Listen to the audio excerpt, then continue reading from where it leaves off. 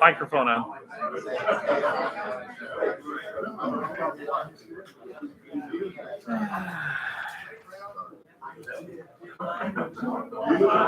Arbitrarily distribute some minutes for review. Why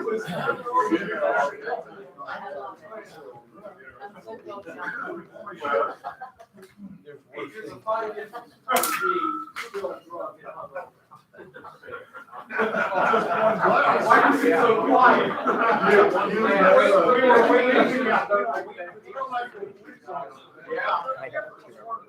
I can tell. I don't know what I staple. I meant to staple.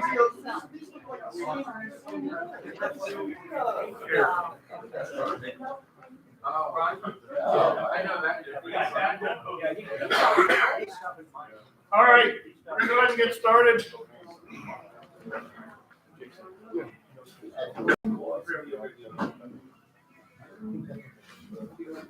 All right, I'm going to randomly distribute some minutes for review. Yay. And by random, I mean I'm not walking very far to get them out. All right, welcome to the November 2022 meeting of the Silver Creek Amateur Radio Association. I am, of course, Jason McCormick, the president and ADI, and there's a lot of people. Yes, there is. So we'll go quickly through this, but we'll start with George. George, November 1, Echo Zulu Zulu. Howdy. You're up. Gary, AA8CS. Doug, Kilo Echo 8, Juliet, November Hotel. Benny, KC8 DEO. Stefan, November 8, Whiskey Bravo. Okay, Chef QB Mark. Okay. Oh, you went over here? Yeah. Sure. Bob, K8 PSS. Randy. Randy, K8 PLB, my wife Ray. We got cookies. Very good. They were. Russ, KD8 BYT. Might as well be you. Just go across. KC8, TBB, Dave, CKB8OU, we forgive you. Jeff, Whiskey 8, Tango Bravo, Treasurer. Bill, KN8, WDK. Aaron, A8LVN. Mike, you want to write the back with me? Bob, WBNODQ. Keith, KN8, TQR. Bill, LTR, fixed minutes. No. Jake, Kilowatt 8, America, Motor, Zax, Third Mountain. Bill, KN8, BJW. Wait a minute, whoa, we skipped it. I'm sorry. We got her then. Yeah, You have a call. used to. You let it elapse. Expire, terminate. Maybe it's happy this game. You all should be happy. Gary, WP8, CGB. Melinda, Kilo Echo 8, Victor, Bravo Sierra. Yay. WE8 and WIZ, Bob, and that Wiz is a noun, not a verb. Move on, come on, Ron. Now we got to edit.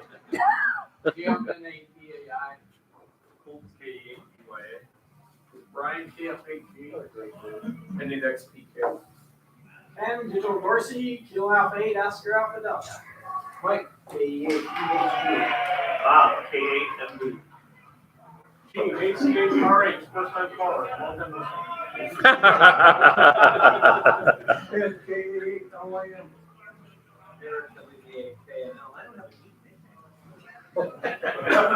KATQU, Mike, goes down for you. JLS. Kilo Delta 8, Sierra Lima Golf, Nick. Oh,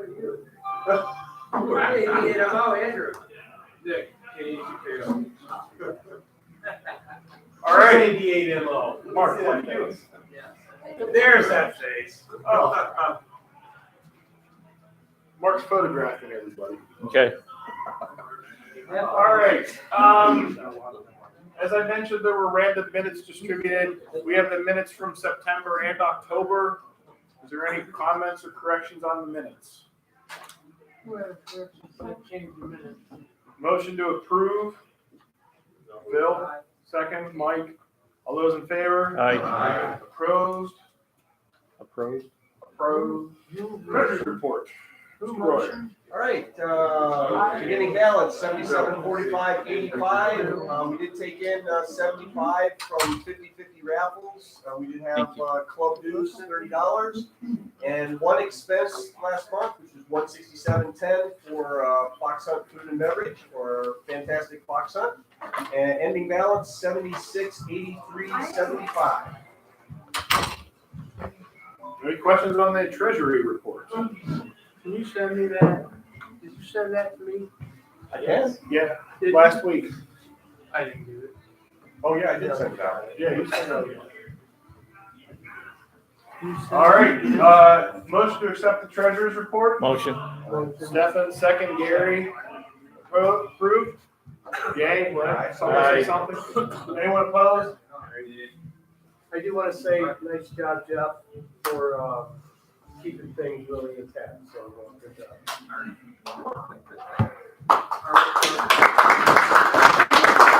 gonna get to every year? We're ready. Get to that. We're getting there. It's a process. You'll see the slides change. All right, executive committee report, some upcoming events. Sarah Christmas party is Thursday, December 8th. What time is it? December 8th. 6:30, 6:30 will land, if you would.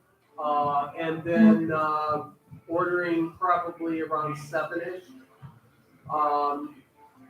Yeah, so we are gonna be putting up RSVPs on the website shortly. This year, you are gonna have to pick your food in advance. Can I address that? Yep. Okay, so what happened, there was a little bit of negotiation with the Hilton this year. And honestly, they've worked very diligently with us. Their pricing, quite honestly, has not increased significantly since last year. So I was very pleased to see that. However, because of the ongoing staffing shortages, because we don't seem to have enough people that want to Work. work. Did I say that? No, I said it. Okay. Well, I don't want to work either. Matter of fact, I'm not.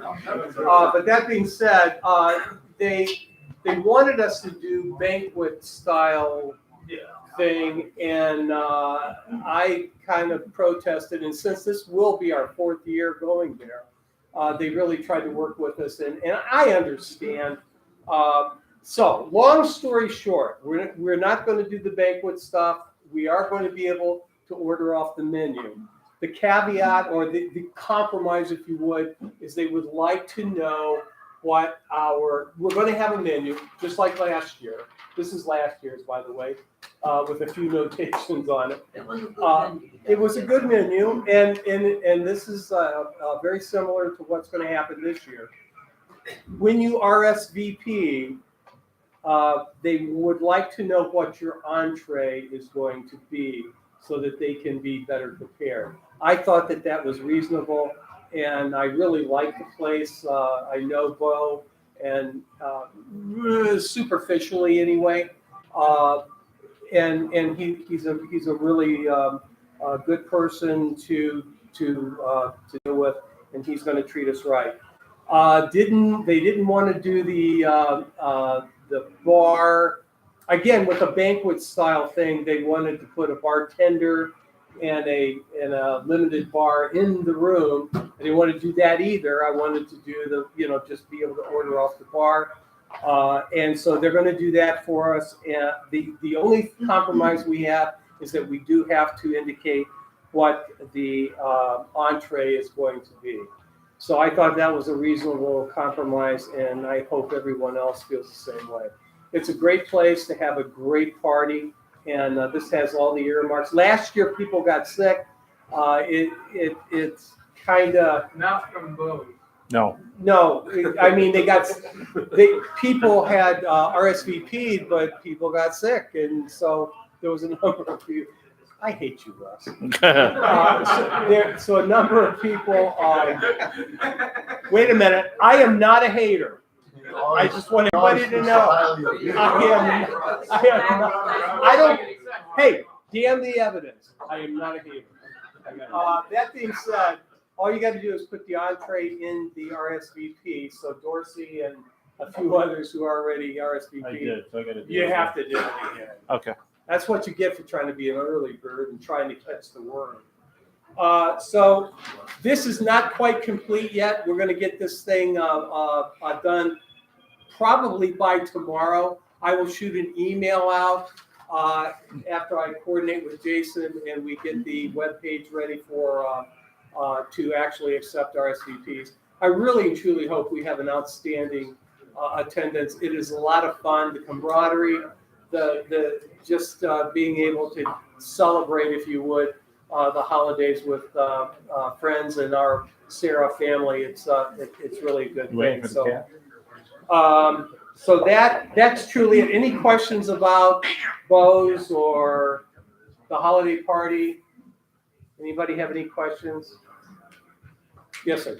I did try to hit that link, and it doesn't go anywhere. It was down for like 10 minutes while I was fixing something. Bad time. Yeah. I got it. I hit it. So I'll have to hit it again. Okay. Phil, anything else? No, that's it. I just hope I can find it. You what? Every time I try to go to this new stuff for that, can't find it. Well, you know what? You have to use a computer, Russ. I am. No, computer, and you have to have an internet connection. I do. Yeah. A really good one. All right. Nice. Well, we'll send out an email when the Christmas party RSVP is ready. Some other upcoming stuff since we're not meeting in December. The VHF and Up Simplex contest is January 14th, 2023 from 10 to 4.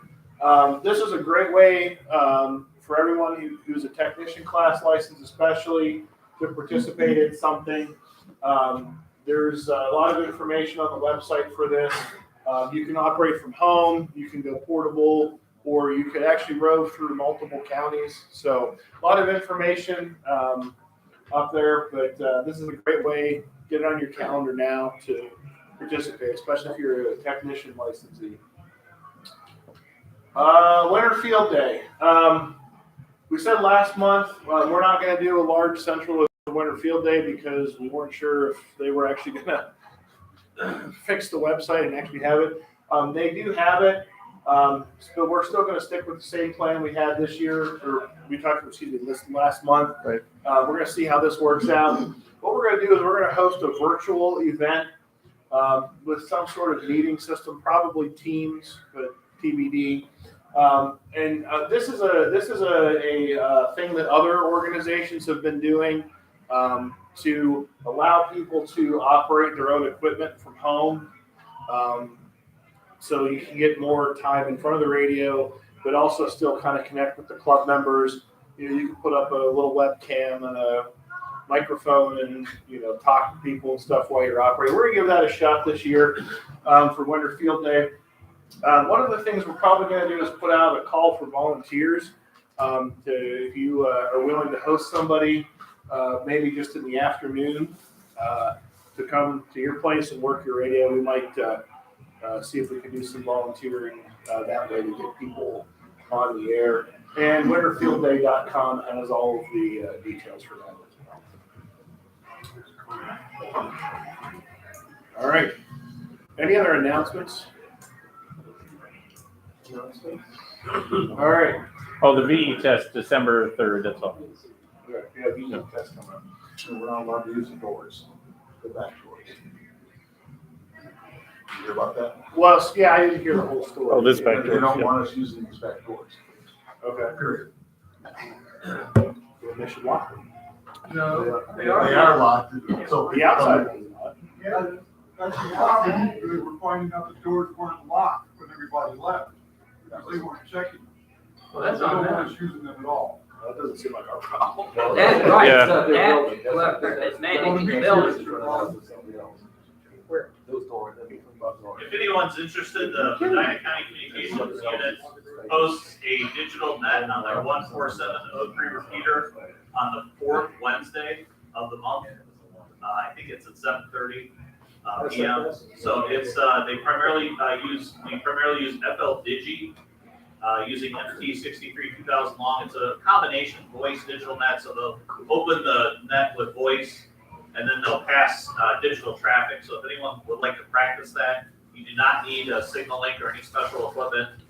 With MT63 2000 long, acoustic coupling works just fine. You just hold the microphone over to the computer and key it up when the tones start. And you can pass digital messages. If anyone wants to learn how to do it, it's a training net, so they will, if you, I don't know how to do that, check into the net, they will every help month. you get started. It's helpful if you download and install Every FL month. Digi and FL Message beforehand. Is there a link? To what? I don't know. Is there additional information available someplace? There's no like website or anything for the communications unit, but Could you just send the, I can email you the links. information, frequency, and blah, blah, blah? If you do that, then we'll send it out to everybody. I will do that. Perfect. All right. Any other announcements? Yeah, Bill. Well, that's a Sunday to a Monday, so probably 28th to the 29th. Whatever the last weekend in January is. I think I took that off their website for before, so that might have been, they might not have updated at all. Whatever the last weekend in February or January is. Any other announcements? All right. So we talked last month about the replacing the repeater. So we do have progress on that. We'll talk about that here. We are going to replace the current Bridgecom machine on the 3.9 with a Kenwood NXR 710K. All this information is the same as we presented last month. At the last month's meeting, there was a lot of discussion about, given the fact that analog FM is being sunset by the commercial vendors, should we future-proof for 3.9? So what we did decide to do is we are going to go ahead, we are going to buy 2 of the NXR 710s. And that way we'll have 2 commercial quality radios for a long time to come, hopefully. The one, we are going to have a vote on this because based on how much it costs, we do need a membership vote for it. So as I said, we're going to buy 2 of the NXRs. They're $1,900 each. They're brand new units. They come with support. They're also going to be pre-tuned, pre-programmed. The NXRs have a little front-end filtering system that you have to tune and put a key selector. We're going to get some professionally made interface cables, and then we'll do the replacement. The hardware plan is going to be a little different. What I think we're going to do is we'll probably swap the units in and out every couple of years, just to just not leave one sit in the box for 10 years. So we'll probably switch them out every couple of years, and we are going to put the Bridgecom up for sale at some point after we get the system locked in. We'll probably put it up for a pretty attractive price point given the hours and stuff that's on the radio. So people who are interested in tinkering might be an option as well. So with that, under Article 3, Section 2 of the bylaws, we do have to have membership approval because this would be a single purchase of more than 50% of the cash on hand of the club. With the decision to buy the second repeater, what we decided to do is we're going to take the cost of the second repeater out of the repeater replacement fund. The reason for doing that was, as you recall, that fund is specifically for if we had an emergency or some sort of catastrophic loss of the system and we had to replace everything. With that, what we would do is by buying the second unit and not storing it on site, we would have that backup capability pre-purchased already. So what we need for a vote is that we will, and this is the bill here for everything we're looking to buy. But basically what I'm looking for is a motion to execute this purchase as stated. We'll do $2,550 from the general fund and $1,900 from the repeater fund. So are there any, okay, are there any questions before we vote? Why 2 repeaters? So we talked about this last month. So the commercial vendors of commercial repeaters are basically doing away with analog FM in the sense that would be ham friendly. Kenwood, for example, talking to the Kenwood guys, this is going to be the last Kenwood repeater that has an external interface that we could put a controller on, for example. They're moving all exclusively to their digital trunk type systems. If Motorola is not there, they're probably close to that, you know. And the market for analog FM just isn't there anymore. No, other than hams, no one's putting those kind of systems in. So it's a product space that's going away. And with the lack of quality we've run into with some of the amateur level stuff, it's usually 2 mobile grafted together with a controller rather than a full commercial type radio. So to get ahead of the expected inability to buy another new one 5 years down the road, that's why we buy 2.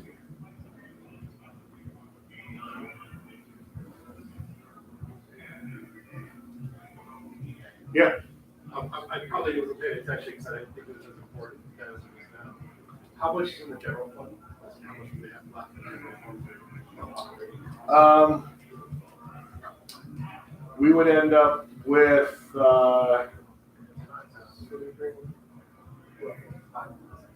About 3,000. the general 40. So well, after we paid for the apparel, it's what 3,800. Jeff, what did you tell me? 38, 35. Yeah, you have to bring that with me.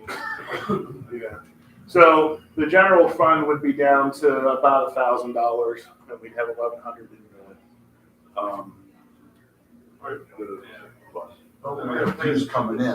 Right, we'll start taking dues, and we'd start taking dues in January. And again, one of the reminders, the reason we're doing this is we don't really want to be sitting on a pile of the club's money. Right. We want to use it. We want to use it. We're not trying to just hoard it. So. And let me, if I can comment. Yeah. So the prime directive is to have a 3.9 is the premier repeater in this area as far as usability and reach, et cetera, et cetera. And basically it's the lifeblood of this club. The idea has always been to make sure that we have the money / material / know-how to maintain that repeater to its high level that it's been. And this would, there's other ways to do this, and we've discussed many of them, going used, going new, et cetera, but the money that we have, the prime directive is to maintain that repeater. And so it's a move. It's the move that the executive committee thought would be best for the club, and it just is it fulfills what we want to do, because 3.9 has been probably the source of many of you becoming members of this club. That being said, making sure that it is viable into the future is truly paramount. So I recommend that we move forward with this. And again, dues are coming up. The club is strong. We continue to be active. We're going to sell the bridge gun. And we can sell the bridge gun. Thank God. Anybody? Anyway, that's it. That's really all I have to say about it. I think, as I said, there was more than one way to move on this, this is a way. The executive committee decided that this is the way to do it. We spent a And- long and- time deciding this. is the way to do Exactly. it. And it is a prudent way to do it. Pretty much assures continuity, well into the future.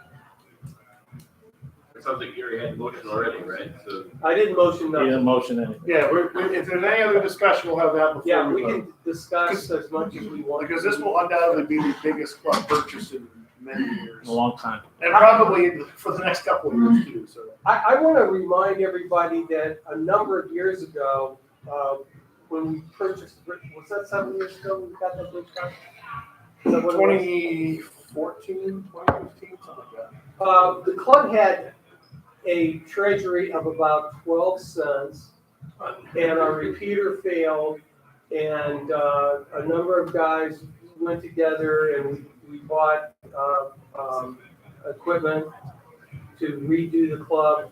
And I was president at the time, and I said then and there that this shall never happen again. And that's why we have a computer fund, repeater fund. That's a computer. You Yes, you did? did. Oh. Repeater fund. That's next.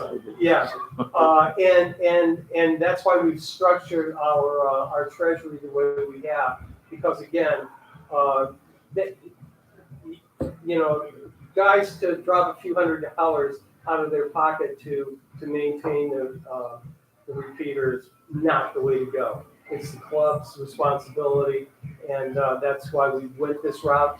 This is a prudent purchase to, again, ensure our longevity, and we will rebuild the coffers, but anything that could possibly happen at this point, you know, we're going to have new equipment that and a warranty, et cetera. So I think we are in pretty good shape. Well, yeah, kudos for thinking about spending today's money for 10 years down the road for another repeater. That everybody will certainly know. I think that makes a lot of sense, rather than trying to buy the same, even if you could, 10 years.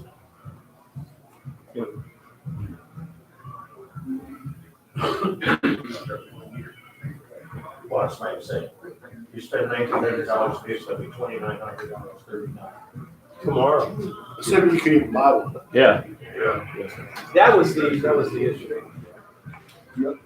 Last meeting, you mentioned there may not be a chance of getting them cheaper, they may not have it. They have it. They have. Yeah. That weekend, I talked to Vassy, and they identified a second in the weekend. I'm gonna pick them up, if this passes, I'll pick them up next Wednesday. Drive up to Avon, pick them up.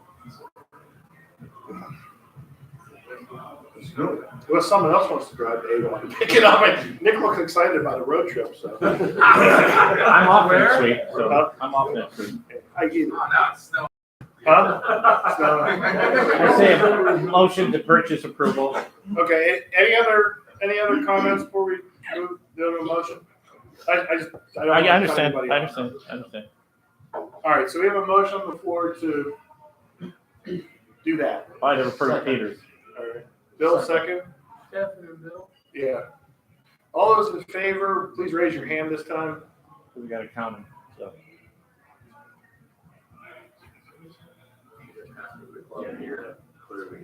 Well, I wait. I wait. I got you. The round mound of I counted sound. 29, but there's way more people here than 29. I think there's no. Maybe it'd be easier to count the abstaining and nays. I was gonna say I that. think there's no. I was gonna say that. Count it. Well, okay, not to put my on the spot, who's opposed? The one opposed, one abstained. All right, so, all right, let me see the yeas again then. 1, 2, 3, 4, 5, 6, 7, 8, 9, 10, 11, 12, 13, 14, 16, 17, 18, 19, 20, 22, 23, 24, 25, 26, 27, 28, 29, 30, 31, 32, 33, 36. Is that right? Yeah. So 36, 1 and 1. Did everybody sign in? No, I I'm didn't. sure they did. Some people were wrong. Some people will go wrong. Because I only got like 30 signed in. We'll get them all. I didn't.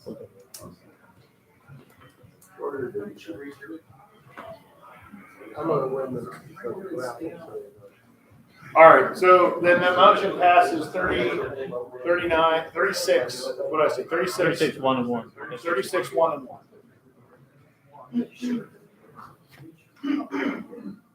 All right, thanks, everybody. Can I say one thing? Yeah. More about the repeater? I want to bring up Marty Baker, N8XPK, who we have our antenna on his tower. Yep. We also do not pay anything for that. We do not pay for electricity to run our repeater. Marty has very, well, I mean, he's got, there's a story there, but we are there free of charge. So I do want to thank Marty for his support of our club in a very, very a strategic way. How many feet are we up on that tower? 200 something? Where? 250. About 250. Again, that contributes to the footprint that 39 has. And again, I want to say thank you to him. And we have done that, we've said that before, but we have a lot of new members who may not know that. And he's very, very, very active with the group and part of the tech committee. And I do want to give him a kudos.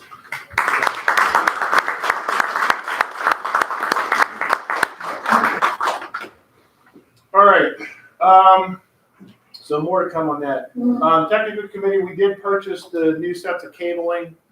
That'll be installed at the same time as the NXRs at this point. And we still do have the noise on 447.275. If anybody is really interested in trying their hand at direction finding.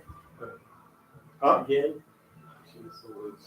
Well, no, this one's on 275. No, we fixed 39. No, yeah, the crackle from 39's gone. Gary, you and I took care of that. Yeah, that was. Yeah. So, if someone's interested, we'll get to it. I'll get my eventually. tape measure antenna back. Yeah. That's pretty much all you need is a good Yagi and Even a Gathering. so that is delaying the making 275 both digital modes plus analog voice because you just can't hold the repeater open.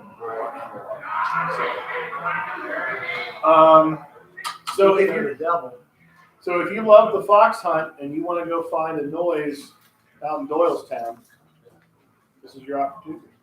So, Who won the fox hunt? Dustin did? and Andrew, right? Okay. Did you and Dustin win fox hunt? Yeah. I propose that they do the fox hunt on the. Is that like a deputization? Exactly. Like Yeah. All in favor? Aye. All right. Any other new business from the floor before we close?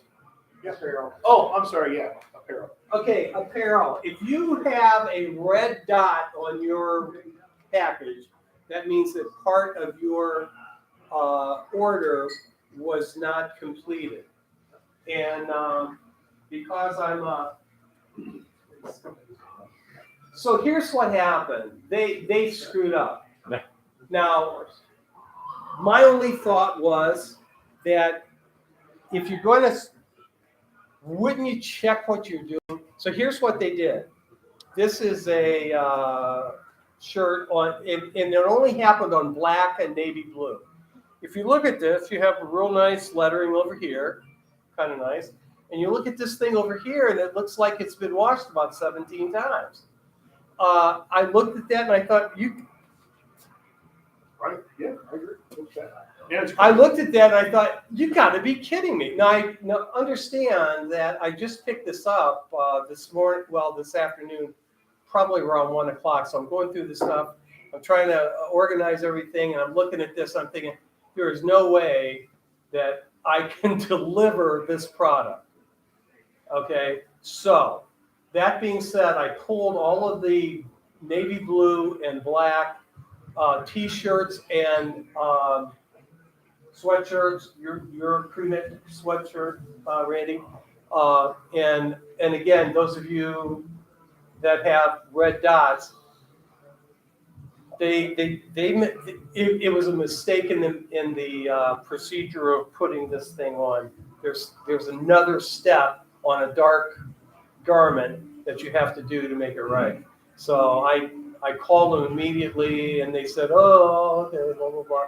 But why wouldn't you check this? I mean, I'm not a hater. I've already established that, right? So, but I mean, really, just like put one on and say, You know, that's not right. They are getting a few people out there to work. Bottom of the barrel people. And Okay, so the questioner, never mind. That's what happened. Tomorrow I will return all of those garments, including this one. There's probably around 10 total. They said that I should have them within another week, and I'll give calls and we'll make arrangements to get things delivered. And I do. I apologize, but they messed up. We understand. They messed up, Everybody and that's, tolerates quality apparel. He wants quality. I do. He's a fashion designer. He's a rug salesman. we're supposed to be the best looking club. We are the best looking club in the hobby. Yes. Yes. I don't care what John says. He's selling tuxedos next year. Anybody- No, John Wagner, he's the one that said that what did he say? We're the nicest. No, we are not the nicest. I'm just saying, we are not the nicest, but we are definitely the best looking. Just want to know if you have my shirt up there somewhere.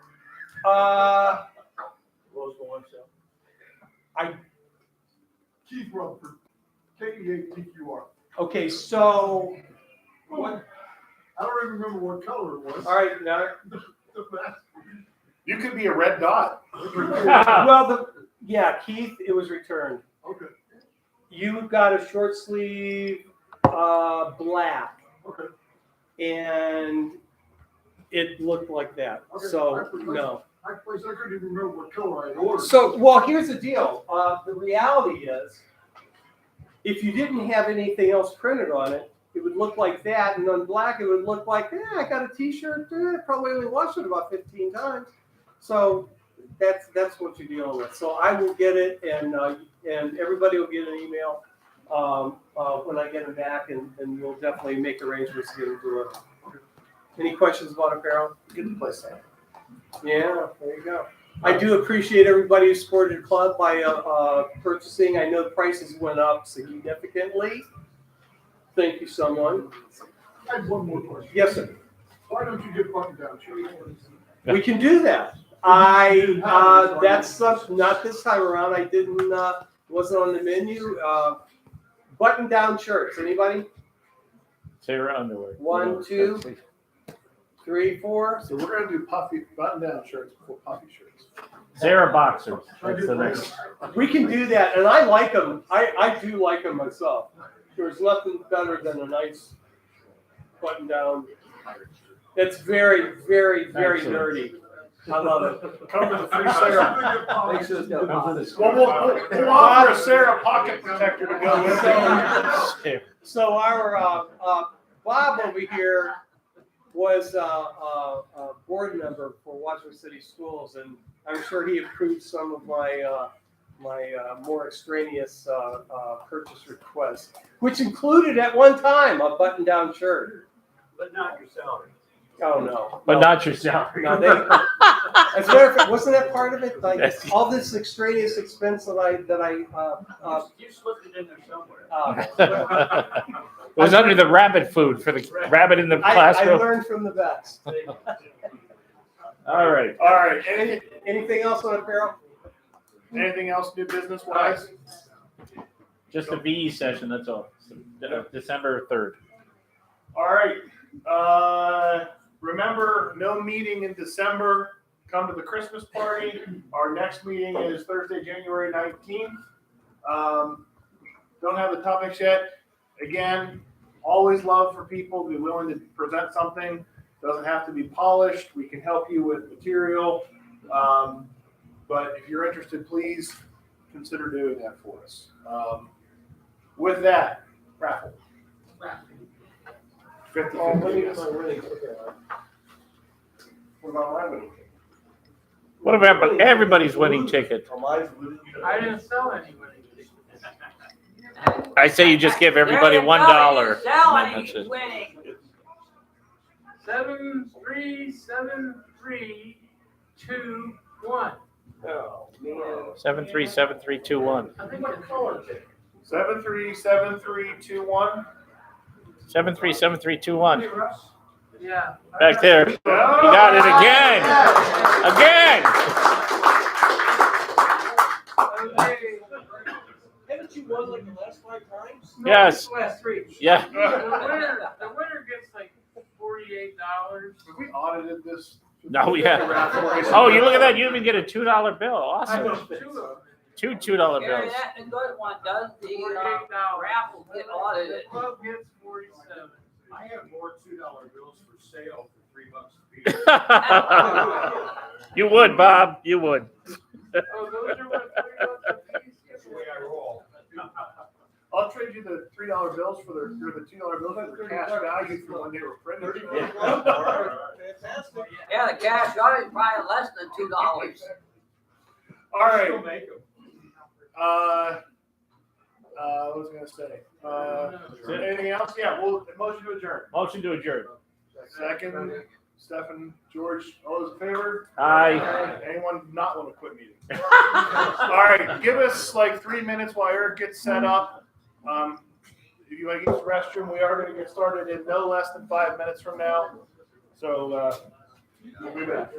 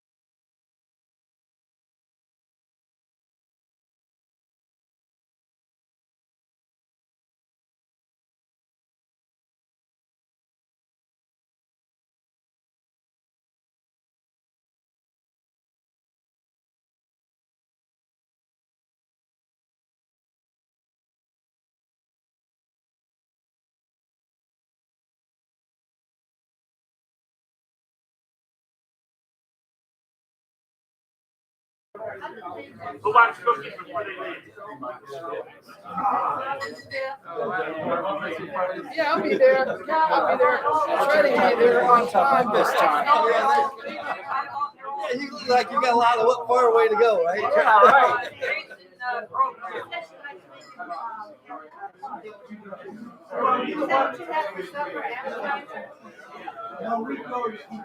Well, I'm gonna go. All right, guys. All right. Take a seat, please.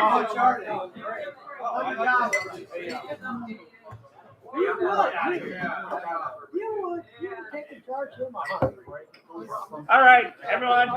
Good out. Yeah. Will you be in the air tomorrow? At 7 o'clock?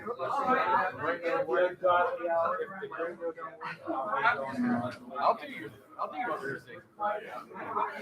Forever and ever? Until death does us part? Where you wanna pick one up? All right, guys, take a seat. Okay. Thanks, Nick. Good to see you, man. Good to see you. Okay. All right, without further ado. Yeah.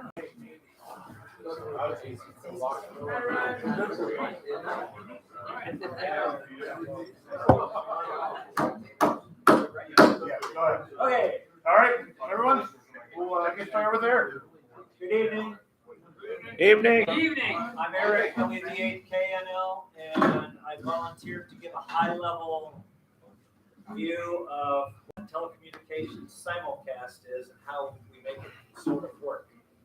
So I know some of you in the room know what simulcast is. For those of you that may not be familiar with the term, it's when you can watch the concert on TV and listen to the FM radio at the same time, right here. Pink Floyd, Cleveland Stadium. Pink Floyd. By the way, Doesn't get any better now. When we killed their pig. well, funny you should say that. I was just at the Battersea Park, the Battersea Power Station last month, standing there between those two stacks where they had the pig. Until the tether broke. You know it floated away. Oh, yeah. Okay. From that aside, and that cool segue, in a large public safety radio system, often we have something called simulcast. So I've already said what the general idea is. We're doing two things at the same time. But in telecommunications, it's a little bit more interesting in that it's multiple transmitters transmitting synchronously the same information on the same RF frequency from multiple sites in a manner that allows us to recover and decode the information. Now, you probably have all had an experience where someone is talking to you and someone else keys up inadvertently, and in FM you hear kind of a growl. Unless one of the other transmitters is close enough to you and you have FM capture, you don't notice that. In other modes, you might hear a heterodyne. But here we're talking about a digital radio system, and that poses some interesting problems. So simulcast is multiple transmitters, all on the same frequency, all transmitting the same information at the same time. Why would we want to do that? Why would we want to do that? Increase coverage, yes, that's part of it. Why else? Aside from paying my pension, why else? We say the price goes up before the name goes on. Okay, so Redundancy? yeah, in a sense, because you could lose a site, but that poses some other problems that we'll kind of talk about. Wide area coverage, somebody said that, but here's a big one: in-building penetration, because we have a lot of RF in the air, and public safety people end up going inside buildings often to do what they need to do, and if we had individual sites, which we could do, and we have done, where we have a site here and a site here and a site here, but they're not simulcast, they're multicast. The radios are engineered so that they will roam, and we get that, but we only have one site's worth of coverage, and that may not get into the building. So with simulcast, we have a lot of RF in the air, and we usually have better building penetration. This is the biggie. The most hard to manage or hard to get resource is the frequency.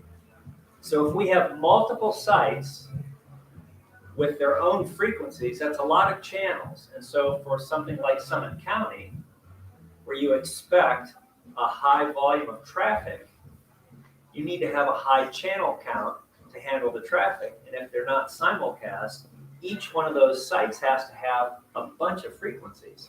That's a licensing nightmare, and it may not be available. So for instance, we might have 3 sites in a multicast situation, and we have 5 frequencies at one and 3 at another and 3 at another, and they all have to be different or they'll interfere with each other. Of course, the problem is, if I have a radio on site 1 and I'm traveling, and I'm in an active call on channel 4, frequency 4, and I'm traveling to one of these other sites, my radio will roam, but if the other sites are fully engaged, it can't handle the call, and I lose that. So my radio will have to stay, it'll try to stay on the first site until that becomes available. That's a problem. So that's multicast. Simulcast, we deploy the same frequencies at all the sites. So last time I looked, you can probably correct me, I think it's 10 sites in Summit County. Yeah, last time I had any records, it was 10 sites cover Summit County. So there's a site right here in Barberton, but there's a site down in Clinton as well, and then there's a bunch going north. The point is, they all have to have the same frequency. But going back to my comment earlier, what happens when we key up on the same frequency? We get that growl. It doesn't normally work very well. Something else, because of the high traffic we anticipate, we might have to build out to 28, 30 frequencies at a site. And if we had to do that at all 10 sites, that's 280 different frequencies, and that's a big get. So by using simulcast, we can use the same frequencies throughout that whole cell. Okay, so how do we make that work? I'd say maybe use definitely GPS synchronization. Okay, good call. What part of GPS would we use? Well, the time cycle. But The 1 pulse per second? yeah. Okay, Heartbeat. you're on it. Okay, so keys to simulcast operation, timing is almost everything. Because simulcast is more than just the phase, we'll talk about that. The RF signal level at the receiver is important. We have to manage that as well. So, as radio people, we like to have as much RF in the air as possible, right? And if we can get a signal out there, that's what we're all about. Except for the odd QRP people who somehow came off some other planet. I'm not sure where they're at. But, the QRO guys. So we do like to have a nice signal, right? And we think that way. However, I'll give you an example of a really interesting situation I was involved in that was counterintuitive. And in my experience, when you deal with simulcast, very often it is counterintuitive. But so timing is almost everything. The signal level is important. We have to manage that. Site distance is important, and that's dependent on the symbol timing. How far away we can have sites, because that plays into the phasing issue, the time, okay? So we do use GPS. What's important about GPS is its common reference. It could be something else as long as all the sites can receive that common reference. Years ago, I ran into a guy in Columbus who had 2 amateur repeaters, And he simulcasted them, and he phase locked them to a common broadcast station, which I thought was pretty clever. As long as you have a common reference, that's the key. Now, when you break down GPS, it's not one satellite, it's a whole constellation of satellites. But for our purposes, because of the way the Air Force manages them, we can consider them a common reference. They are very closely aligned. So we'll take that as a given. So that information, the timing, is sent to all the sites because it's common. And the GPS signal is used to discipline a rubidium oscillator at each site, and the 1 pulse per second. And then that's distributed to every one of the base stations, as well as some other ancillary equipment. So this is not a picture of what I have in my garage, but it's exactly like what I have in my garage. As somebody that collects oddball things, so you just can't have enough rubidium oscillators. It's just neat. Do you have dilithium crystals too? Yeah, because I have color television. You gotta have them. There you go. So 1 pulse per second and a frequency reference goes to every base station and some other equipment, so that not only are we exactly on the same frequency, but we also are timed exactly the same. But what happens? Okay, I'm going to send the same information to all my sites at the same time. And it's going to be transmitted from each site at exactly the same time. But before we even get there, how do we get the information? Where does that come from? We're talking about a digital radio system, so what's the input to all this? Somebody keys up a radio somewhere, right? So Doug keys up his radio. I don't have a slide here, but a simulcast system is inherently, I suppose you could have one that isn't, but any of them that I have been in contact with, they are also a voting system, meaning you have multiple receivers throughout the coverage area. And so anytime somebody is giving an input signal, the system is receiving it at multiple sites simultaneously and choosing the best signal to distribute. But in this case, best signal is not the strongest signal necessarily. We don't care what the signal strength is coming in, as long as it has a low bit error rate. And the system, which is not generally recognized, when you have an incoming signal and Doug's keyed his radio, we think that voting happens once every time somebody keys up, and that's not true. When Doug keys his radio, and I'm just picking on you, Doug, when he keys his radio, the system, he's going to hit multiple sites simultaneously. Not all, maybe he will, but the system is taking every one of those packets that's coming in from Doug's radio, and it's checking the bit error rate on every individual packet, and it's deciding on an individual packet basis, I'm going to take one from here, I'm going to take one from here, it's switching all the time because it has all that source. So it's doing it throughout the whole transmission. It's picking packet by packet which source it's going to use. So I might take one packet from this site, I might take one packet from this site, the next packet from this site as Doug's radio is moving around or fade is taking place. When you're looking at the switching activity on the monitoring equipment, it can't show the updates fast enough to show you that it's popping back and forth. Sometimes you'll see it switch. Sometimes you won't. Most of the time you won't. So we're taking signals in, we're choosing the one that has the lowest bit error rate, and we're at the master site, or the prime site rather, and it's going to distribute this to every one of the sites. Okay, this is important. The number shall be 5.37, and 5.37 shall be the number. Anybody guess what that is? It is time. Time of what? Well, yeah, we're really close. Any other? Okay. 5.37 is the transit time at the speed of light for 1 mile. So you're all in the right ballpark. The problem is Doug's radio. Again, we'll pick on Doug. Doug's here, and I've got a simplified two-site system here. So the radio's here a mile away, and it's also actually 15 miles away.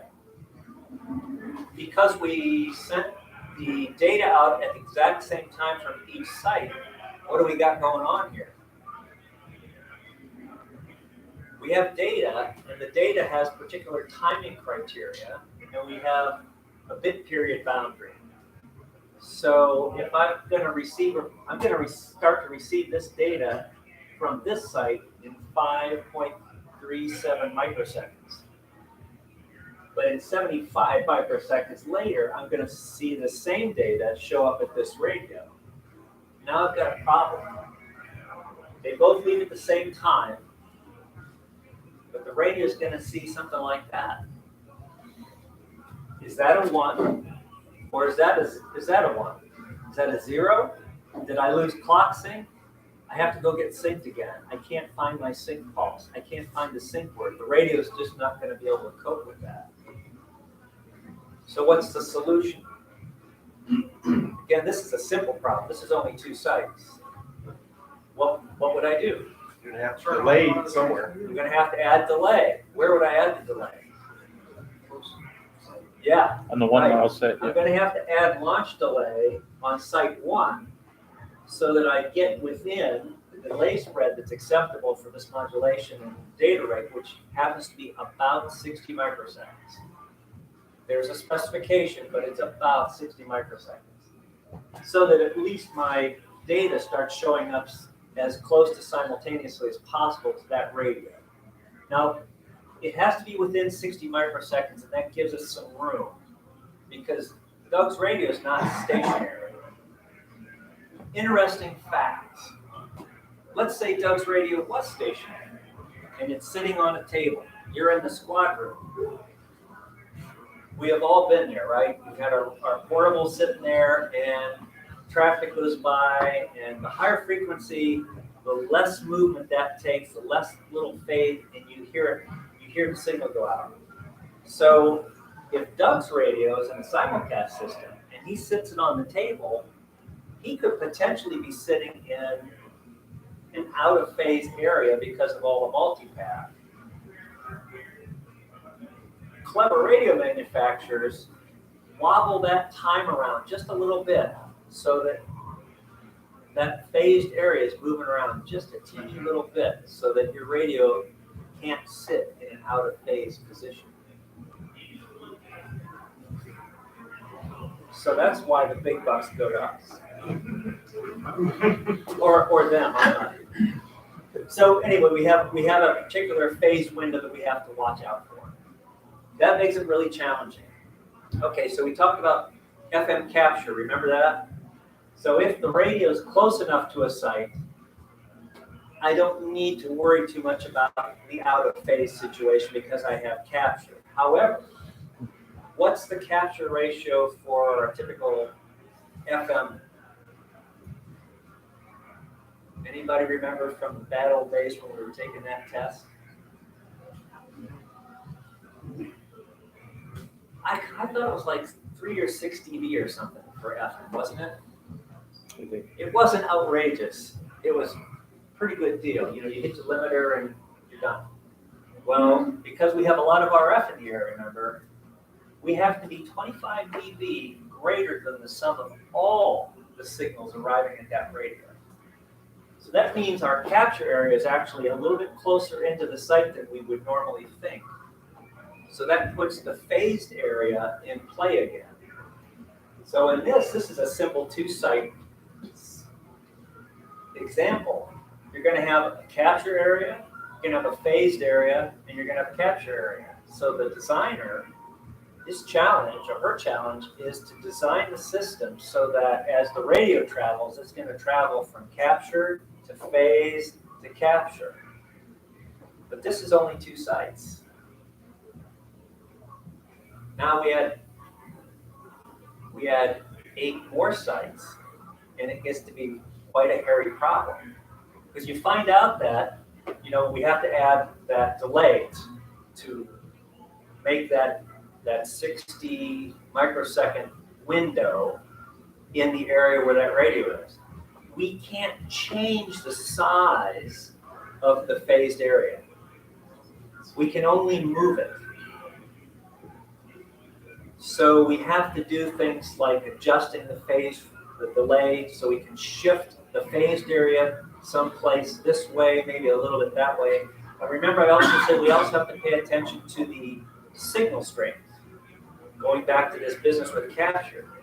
The other problem, though, is what if the radio's on the other side of Site 1? It's not on this side, it's on that side.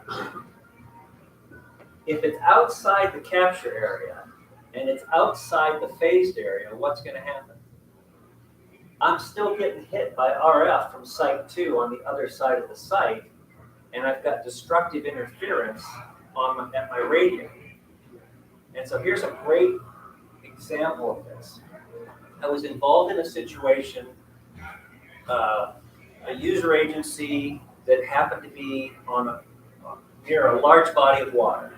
And if you looked at a map, the large body of water kind of swept up, and there was a site way out on the other side. And you could stand on the beach and look east, and you could see the tower 20 or 25 miles away across the water. And this particular agency, they had problems in and around a particular neighborhood with police patrol, as well as inside some of their school buildings. They were having big problems, while they were only 4 miles away from the site. So you'd think capture should have been plenty, but again, we have a lot of RF.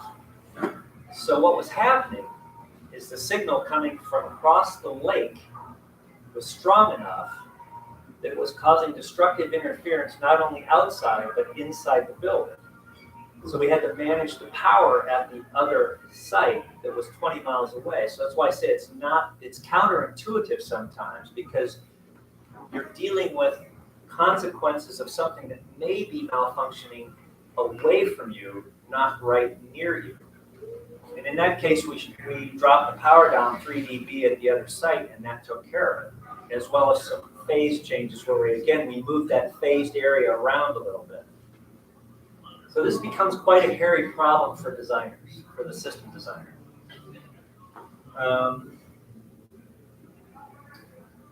I have seen that GPS unit, that Rubidium oscillator I showed you a picture of. I've seen those do strange things, and you may not recall that early in the days of GPS, there still are, but there used to be something called selective availability on the civilian signal. And selective availability was on the civilian signal that was available for everybody. They varied the timing around within some limits, but it was all over the place. So the accuracy was, whatever it was, 30 meters, 100 meters, whatever it was. There was a particular issue that took place one day, and I don't remember if it was in the Balkans. It might have been in the Balkans. There was something that happened internationally, and that the powers that be asserted their override and took that selective availability and went way out to that limit that they published, way out. And I had several of those units that were out there at the edge, and communications got a little wanky for a while. It was only about 30 minutes, 20 to 30 minutes, and they dialed it back in. But at that time, with an international situation, they did that because they didn't want anybody else to have high accuracy. Today, GPS is not the only satellite in the sky for SatNav. The Europeans have a system, the Chinese have a system, the Russians sort of have a system. So there are other alternatives. And in our case, the GPS system, they locked down the selective availability, so it's a pretty accurate. Today, it's pretty steady. So anyway, that's the overview of how we do this simulcast. there are sophisticated tools that are used to manage how we design and place the sites. One of the biggest challenges is, some of you in the room might know, but so when a client comes to us and wants to do a system, and they want to do a simulcast system, they generally already have an idea in their head what sites they want to use, because they might have their own towers. But we have to look at this and say, but that tower isn't going to work very well for us. So sometimes we get involved with changing tower locations or changing antennas, changing antenna patterns to manage the signal strength. So it gets kind of interesting. All right. Any questions? Like I said, this is kind of high level overview. All right. Can I just put it there? Yeah. So all the towers are trunked though, right? For like fiber optics or something? Yeah. So why would you use GPS instead of like iRig to send pulses over the fiber? Because you may have mixed transport within the system. So you're still back to needing a common. Oh, so it's not native, it's not the same transport on all the sites? It doesn't have to be. Okay. It doesn't have to be. It could be fiber for these four. They could be using the cable system, Time Warner, for all I know. Okay, so it's backhauled only in the sense that you have a common transport Yes. of data. Yeah, it's just gonna get, we know it's gonna get there. We don't, and often the backport can be, or the backhaul can be somebody else's responsibility. Okay. So Summit County, they have their own. So in that case, GPS is more reliable than like a time. It's a known, it's a known standard. Right. And we also, I guess it depends on what the system engineer has available in their book. Maybe there's a box that can generate a frequency reference as well and discipline the oscillator. This is already set up, so, but that's the way they designed it. But it's mixed backhaul as a possibility. That's the Anything? Any other questions? All right, scanners. Okay, anybody in this room have a trunk scanner that really doesn't work very well? At all. Yeah, well, so mine does. But there are ways you can help it out a little bit. So, any guesses to why it doesn't work really well? You're killing me. It's not actually, it is timing, but it's something else, more fundamental, actually. Okay, so in a multicast system, we use C4FM on the transmitters. Okay, I'll second that. So C4FM, you guys are familiar with. We use it for DMR at C4FM. P25 that's multicast to C4FM. You might have Yaesu radios. Yeah. Fusion C4FM. What's that? Not that. Not that. So what is C4FM? It's a true FM. It has 4 specific deviation states, right? Plus or minus 600 hertz, plus or minus 1800 hertz, and that gives us what symbol is being transmitted. It's FM. But in simulcast, we use quadrature phase shift keying to transmit the symbol. So instead of a particular deviation, we take a phase difference, 45 plus 45 minus 45 plus 135 or minus 135, okay? What's the difference between FM and phase modulation? We probably all have radios that one does one and one does the other.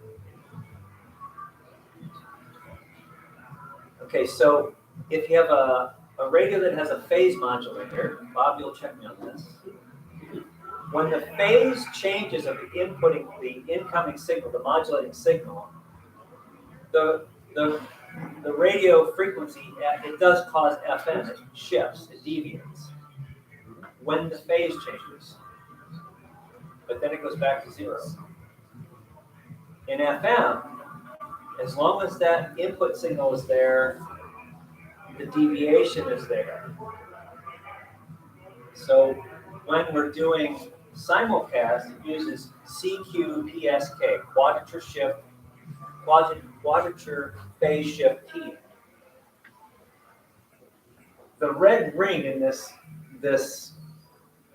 phasor diagram is the magnitude or amplitude. You can see you have the 4 points, but the constellation diagram, when we see it actually in operation, you see the cross right there in the middle? You know what that is? 0. So as the phase is being shifted, the carrier comes down near 0. There's amplitude modulation or an AM component to the transmission. So our scanners don't really like that very much. They can sort of decode it, and they can. I have mine to decode, but it's pretty broken. It's not always very pleasant. That's because when we're doing LSM, which is, it is, you get a gold star. It is linear simulcast modulation, but it's a CQ-PSK with a real tight transmit filter to cut the sidebands down. But it is linear simulcast modulation, but it's still phase shift. So what happens is our scanner is looking for C4FM. It doesn't read C4FM, but it does sense the deviation. And this down here is the biggie. We take a 40% hit in our delay spread when we do cross modulation, demodulation from phase shift to 4-level FM. So that takes our phased area and shrinks it quite a bit. Now, if you go to radio reference for the unit, and I don't know if anybody else has another type scanner, there is a page, and there are some manual adjustments you can do to change the threshold for the decoding that may help you out. The biggest is, again, counterintuitive. I collapse my antenna down so that I'm not getting as much RF from some of the sites that are outside the phase window that I'm sitting in. If you're close enough to a site, you should be in capture and you might be able to deal with it. But if you have a lot of sites that your scanner's hearing, you have to figure out a way to reduce the other sources of that RF. But the only real solution is a receiver that is built for the phase shift keying. Now, Uniden sells a couple. They are astronomically expensive. They're nuts. If you can find them. I mean, the desk-based version is like $700. I don't know what the portable is, and they're rare. They're hard to find. But there are people that you can use an SDR dongle, and a guy has written software that uses just one SDR dongle to do this. I haven't tested it, but I guess it's possible. Yeah, it's actually called something else. Fastlane, SDR Fast. Yes, visual speech plus. Yeah. So, but anyway, so that's like the high level overview of simulcast. It's a lot of fun because it's all about clock. That appeals to some. Like me. Right. Any questions or comments? Oh, wait. I I preempted the clap. It's just to have one single mode across all of the frequencies. From an infrastructure perspective, it would be one. And I was just having a conversation earlier tonight. From the radio perspective, the subscriber units, I know from conversations in past, there's not any plan to have a radio that has P25 and DMR in one box. From a radio perspective. It's purely a marketing thing.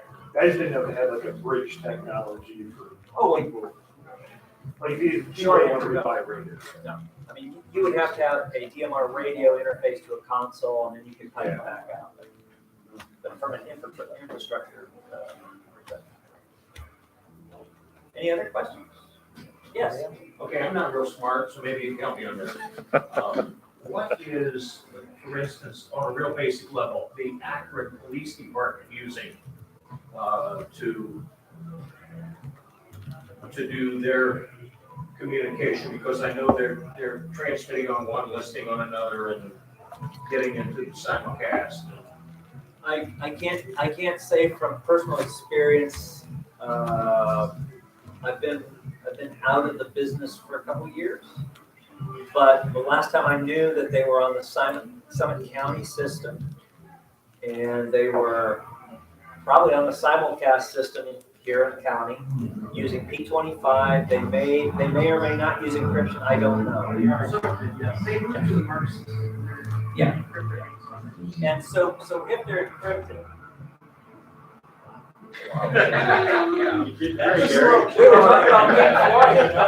That's a simulcast. They're simulcasting right now. Yeah. So they're on the simulcast system. Yeah. They apparently are encrypted, and if that's the case, you may just see the ID and not hear anything, even if your scanner did decode it. That's as much as I know. Wasn't there a simulcast for analog FM? There was, and that was balls of fun because digital is easy. Simulcast analog is really interesting because you have a control channel. In the case of trunking, anyway, you have a control channel which is digital, but your voice channels are analog. So you had a dual path, and you had to manage the delay and the amplitude on both paths, all channels. And so we would have to do some really interesting audio proofs to make sure that the audio spectrum was the same from this channel and site to this channel and this site. And it used to be fun because to service or to check it, you could inject, let's say, a 1 kilohertz tone on this channel at this site. You would maybe take a 1500 tone into the same channel at a different site. As you drove through the area, you could hear your radio, which site was your radio's decoding. Because at a certain point, you're going to hear one site or the other site. So we don't want to do simulcast for free, right? You could. So before we close up, in case you didn't know, the All-Star Link project does support simulcast, and it does support voting. Yeah, there's a simulcast module. So I don't know if it has much bearing in the radio application, but it's there and it might be kind of fun. Anything else? Okay. Oh. Nice, very nice.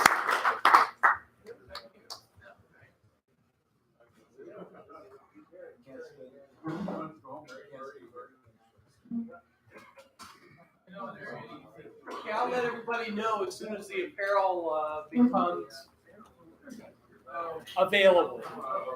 Let you know. And again, I apologize. So what I've learned is we don't want to wear dark clothing.